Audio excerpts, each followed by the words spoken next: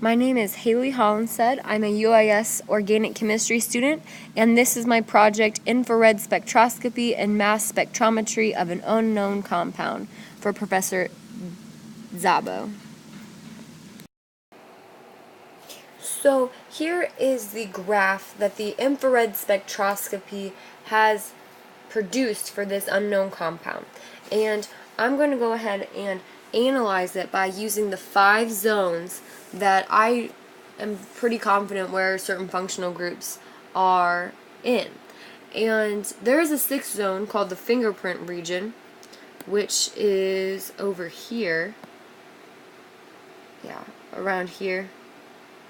And I'm not really going to be analyzing this just because the fingerprint region is really specific to a compound, and it's not really going to help me draw the structure that well because it's so specific.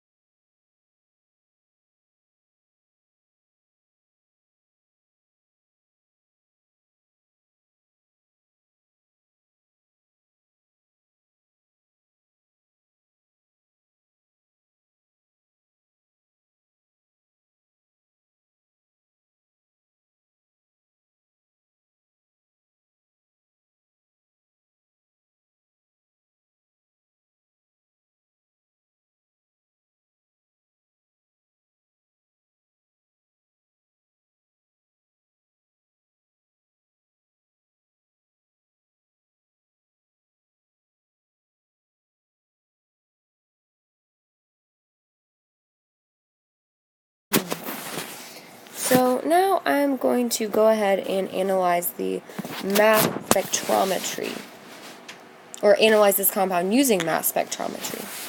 So our first step is going to be determining our M+, which is right here, and it looks to me that that is at 100.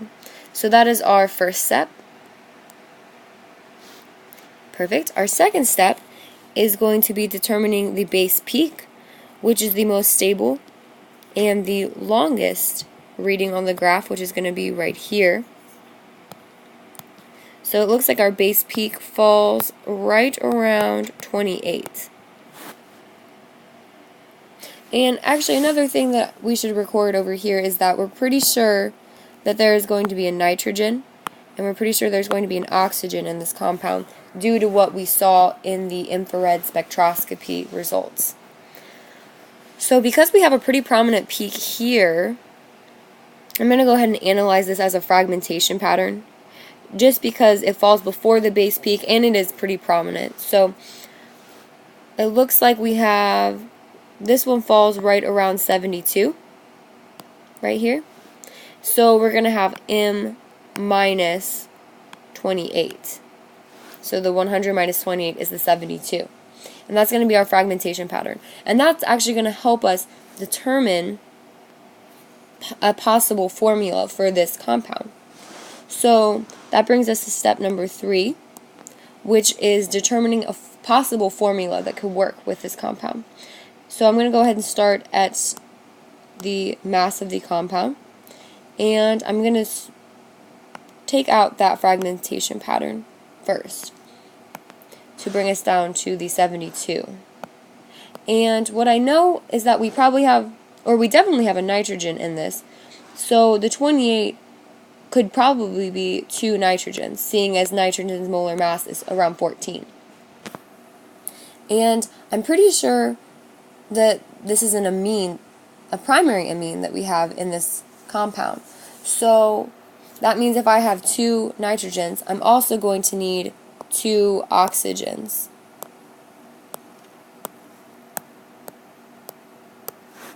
To go along in that amine group.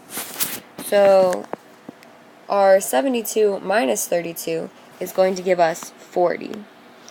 So going into that, 12 goes into 43 times, which is the molar mass of carbon. So I'm going to go ahead and say there's 3 carbons in this. And that means that we're going to subtract 12, 24, 36, which leaves over 4. And we know hydrogen's molar mass is 1, so we can probably assume that there are 4 hydrogens. So that means our formula for this compound could possibly be C3H4,